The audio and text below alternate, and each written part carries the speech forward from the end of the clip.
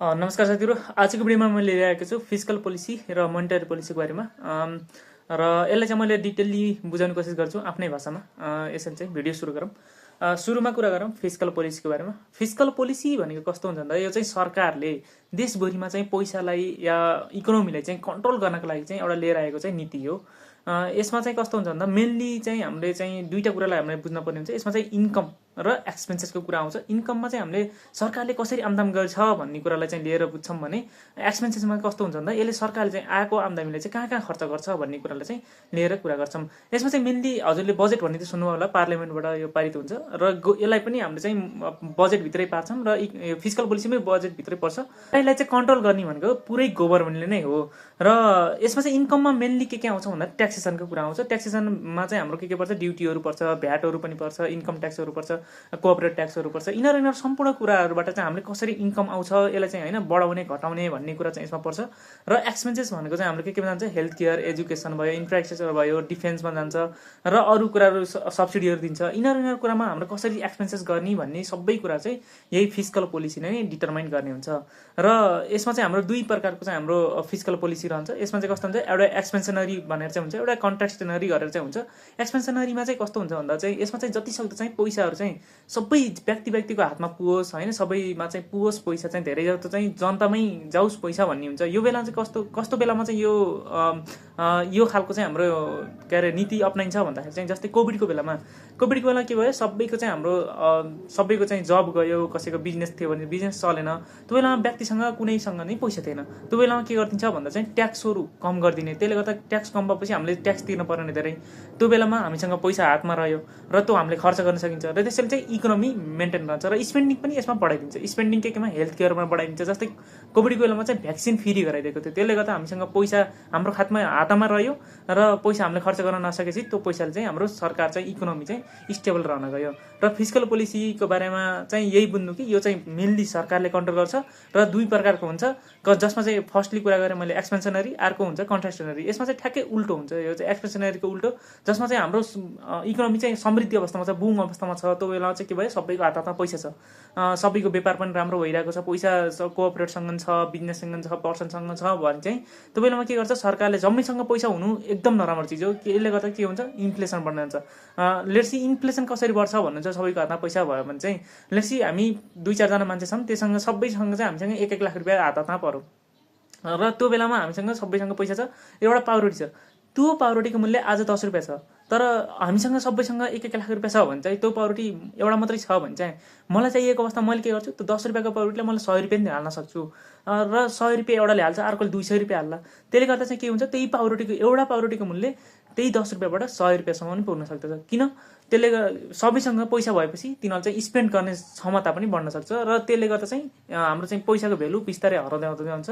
र यसले गर्दा चाहिँ हाम्रो चाहिँ सरकारले चाहिँ यो इकोनोमीलाई मेन्टेन गर्नको लागि हाम्रो चाहिँ दुईटा प्रकारको पोलिसीबाट चाहिँ यिनीहरूले कन्ट्रोल गर्ने गर्दछ।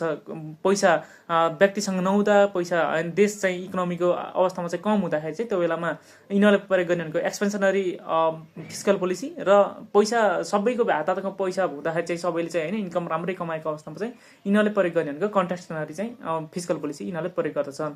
र अब कुरा गरौँ मोनेटरी पोलिसीको बारेमा। फिस्कल पोलिसी जसरी बुझ्नुभयो त्यही नै हो मोनेटरी पोलिसी। एकदम यसमा चाहिँ कुनै पनि हामीले चाहिँ डिफरेन्स लिन पर्दैन। फिस्कल पोलिसी भनेको चाहिँ सरकारले कन्ट्रोल गर्दछ। सरकारले चाहिँ पुरै देशलाई हेरेर चाहिँ होइन कोसँग पैसा कहाँ अलिक कम छ, होइन कहाँ इन्फ्रास्ट्रक्चर कम छ त्यहाँ जाने, र ट्याक्सेसनहरू चाहिँ कहाँ धेरै छ त्यहाँबाट उठाउने गर्दछ भने चाहिँ मोनेटरी पोलिसी भनेको कस्तो हुन्छ, यो चाहिँ एनआरबीले चाहिँ हाम्रो गर्ने, नेपाल राष्ट्र ब्याङ्कले चाहिँ हामीसँग देशमा चाहिँ कति पैसा छ मेनली चाहिँ यसले पैसालाई लिएर मात्रै गर्छ, मनी सप्लाईलाई मात्रै यसले चाहिँ मेनली कन्ट्रोल गर्दछ।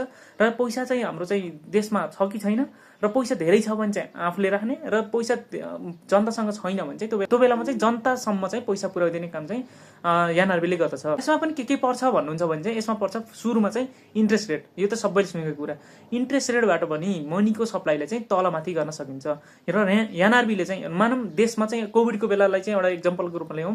कोभिडको बेलामा के थियो, जनतासँग पैसा थिएन।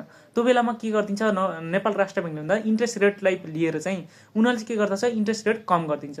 इन्ट्रेस्ट रेट कम भयो मानौँ 2-3% मात्रै इन्ट्रेस्ट रेट छ भने चाहिँ जो कोहीले पनि लोन लिन सक्छ। र त्यो लोनलाई प्रयोग गरेर चाहिँ उसले इकोनोमी या आफ्नो व्यक्तिगत खर्चहरू चाहिँ उनीहरूले चलाउँदछन्, जसले गर्दा चाहिँ इकोनोमी स्टेबल हुन्छ नेपालभरिको। र यसमा चाहिँ अब फेरि समृद्धि अवस्थामा छ, नेपालभरि चाहिँ पैसा छ, सबैको खाता हातमा पैसा छ र उनीहरू चाहिँ राम्रो होइन इकोनोमी स्टेबल रूपमा चलिरहेको छ या बुम अवस्थामा छ भने चाहिँ त्यो बेलामा इकोनोमीलाई स्टेबल गर्नको लागि फेरि उनीहरूले इन्ट्रेस्ट रेट बढाइदिन्छ।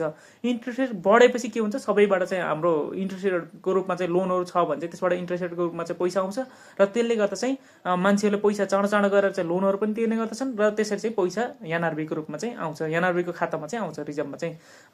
यसले चाहिँ कस्तो गर्दछ भने इकोनोमी मेन्टेनको लागि चाहिँ नेपाल राष्ट्र ब्याङ्कले चाहिँ इन्ट्रेस्ट रेटले तलमाथि गरेर चाहिँ एक नम्बरमा चाहिँ त्यसले चाहिँ इकोनोमीलाई स्टेबल पार्दछ र मनी सप्लाईलाई चाहिँ उसले कन्ट्रोल गर्छ। इकोनोमी नै भन्दा पनि यसलाई चाहिँ मनी सप्लाईलाई बुझ्नु होला, किन भन्दा एनआरबीको हातमा रहने भनेको मनी सप्लाई मात्रै रहन्छ एक नम्बरमा। र अर्को पर्दछ ओपन मार्केट अपरेसन। हजुरहरूले सुन्नुभएको होला धितोपत्रको बारेमा, सियरको बारेमा। र यसमा पनि नेपाल राष्ट्र ब्याङ्कले चाहिँ के गर्दछ भने चाहिँ सियर किनेर वा बेचेर पनि यसले चाहिँ मनी सप्लाईलाई चाहिँ उसले कन्ट्रोल गर्ने गर्दछ। जस्तै मान्छेसँग प्रशस्त पैसा छ, बुम अवस्थामा इकोनोमी छ भने चाहिँ उसले के गर्छ, त्यो बेलामा आफ्नो पैसा के अरे जनताबाट चाहिँ पैसा लिने र आफूसँग भएको सियरहरू चाहिँ जनतालाई दिने गर्दछ। र पैसा नभएको अवस्थामा जस्तै कोभिडको बेलामा के गरे, मान्छेहरूले झपाझप आफ्नो सियरहरू भएको बेचे र त्यो बेलामा नेपाल सरकारले चाहिँ त्यो सियरको बाबत चाहिँ पैसा दिने काम गर्दछ र यसरी चाहिँ पैसा चाहिँ आदान प्रदान चाहिँ सियरबाट पनि गरेर उनीहरू चाहिँ मनी सप्लाईलाई चाहिँ मेन्टेन गर्ने गर्दछन्। मनीलाई धेरै हुन पनि नदिने र कम पनि हुन नदिने काम चाहिँ यिनीहरूले चाहिँ गर्दछन्। र अर्को हुन्छ रिजर्भ रिक्वायरमेन्ट। यो भनेको कस्तो हुन्छ त, प्रत्येक ब्याङ्कले चाहिँ एनआरबीमा चाहिँ हाम्रो खाता खोल्यो त्यसमा चाहिँ रिक्वायर रिजर्भमेन्ट चाहिँ राख्नै पर्ने हुन्छ। एउटा चाहिँ हाम्रो उनीहरू चाहिँ तोकिदिएको हुन्छ केही पर्सेन्ट चाहिँ आफ्नो मानव म ब्याङ्क छु, मसँग चाहिँ 1 अरब जति पैसा छ भने चाहिँ त्यो बेलामा उनीहरूले तोकिदिन्छ 6%, 10% जति चाहिँ हामीले रिजर्भको रूपमा चाहिँ उनीहरूले चाहिँ नेपाल राष्ट्र ब्याङ्कमा चाहिँ पैसा राख्न पर्ने हुन्छ। जस्तै 1 अरबको चाहिँ उनीहरूले 10% चाहिँ नेपाल राष्ट्र ब्याङ्कसँग राख्न पर्ने हुन्छ। त्यसले गर्दा चाहिँ देशभरि चाहिँ लिक्विडिटीलाई मेन्टेन गर्न चाहिँ यसले लाई हेल्प गर्छ। यो यस्तोमा पनि के गर्छ भन्दा चाहिँ यदि देशमा चाहिँ प्रशस्त पैसा छ भने चाहिँ त्यो बेलामा रिक्वायर रिजर्भ चाहिँ पर्सेन्ट चाहिँ उनीहरूले बढाइदिने र त्यसरी चाहिँ हामी ब्याङ्कले चाहिँ धेरै पैसा राख्नुपर्छ र उनीहरूले लोन दिन पाउँदैन र लोन नदिएपछि जम्मै जनताको हातमा चाहिँ पैसा पर्दैन। त्यसै चाहिँ उनीहरूले कम लाइक पैसा उनीहरूले जनताबाट लिन पर्यो हुन्छ, त्यसरी गर्दछन् र कम गरेर चाहिँ फेरि जनतासम्म पनि पैसा पुर्याउने काम गर्दछन्। कम गरेपछि के हुन्छ, ब्याङ्कमा प्रशस्त पैसा हुन्छ र त्यो अवस्थामा चाहिँ ब्याङ्कले फेरि सस्तो ब्याज दरमा चाहिँ व्यक्तिलाई या संस्थालाई चाहिँ लोन दिन सक्दछ। त्यो अवस्थामा चाहिँ सबै जनतासँग चाहिँ या सबै देशभरि चाहिँ पैसा फेरि बढ्न जान्छ। यसरी चाहिँ उनीहरूले चाहिँ मनी सप्लाईलाई मेनली चाहिँ यिनीहरूले फोकस गर्ने भनेको मनी सप्लाईलाई नै यिनीहरूले फोकस गरेर चाहिँ हाम्रो देशभरि चाहिँ मनी सप्लाईको चाहिँ लाइक डिमान्ड र सप्लाईलाई चाहिँ इक्वल राख्ने कोसिस गर्छन्। धेरै गरायो भने पनि इन्फ्लेसन बढ्छ र कम गरायो भने पनि इकोनोमी नै चल्दैन र देश डुब्न सक्ने अवस्था हुन्छ। र यसमा पनि दुई प्रकारको मोनिटरी पोलिसी हुन्छ। लाइक एउटा हुन्छ एक्सपेन्सनरी मोनिटरी पोलिसी अघि नै जस्तो, र यसमा पनि कन्ट्राक्सनरी मोनिटरी पोलिसी पनि रहन्छ। यसमा एक्सपेन्सनरीमा के भयो, अघि नै पनि मैले कुरा गरे अनुसार चाहिँ फिस्कल पोलिसीमा पनि के थियो, जनतासम्म चाहिँ कसरी पैसा पुर्याउनेमा मात्रै ध्यान दिन्छन्। यसमा एक्सपेन्सनरीमा चाहिँ कस्तो हुन्छ, पैसा जनतासँग हुँदैन कोभिडको बेला जस्तो, त्यो बेलामा चाहिँ जनतामा कसरी पैसा पुर्याउने, इकोनोमीलाई कसरी स्टेबल राख्ने भन्ने कुरामा ध्यान दिन्छन् भने चाहिँ कोभिडको बेलामा नेपाल राष्ट्र ब्याङ्कले पनि यही नीति अपनायो, एक्सपेन्सनरी मोनिटरी पोलिसी।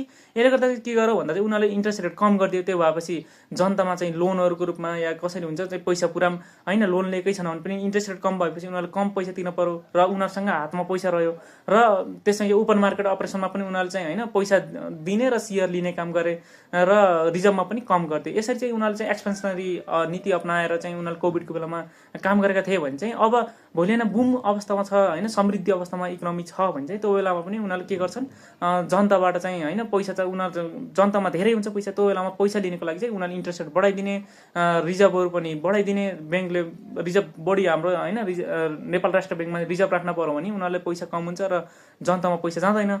त्यसरी चाहिँ उनीहरूले ओपन मार्केट अपरेसनमा पनि उनीहरूले सियर लाइक पैसा लिने र सियर दिने काम गरे होइन। त्यो बेलामा पैसालाई चाहिँ यसरी मेन्टेन गरेर चाहिँ उनीहरूले मेनली फोकस केमा गरे, मनी सप्लाईमा होइन, देशभरिको पैसा चाहिँ कसरी उनीहरूले कन्ट्रोल गर्ने भन्ने कुरालाई चाहिँ एनआरबीले चाहिँ मोनिटरी पोलिसी निकालेर यो कामहरू गर्यो। र मोनिटरी पोलिसी भनेको के छ भन्दा चाहिँ नेपाल राष्ट्र ब्याङ्कले चाहिँ कसरी चाहिँ पैसालाई लिएर चाहिँ मेनली चाहिँ पैसालाई लिएर चाहिँ मनी सप्लाईलाई कसरी कन्ट्रोल गर्यो भन्ने कुरालाई नै हामी चाहिँ बुझ्न सकिन्छ। आजको भिडियोमा सायदै फिस्कल पोलिसी र मोनिटरी पोलिसीको बारेमा साधारण भाषामा मैले बुझाउन सकेँ होला।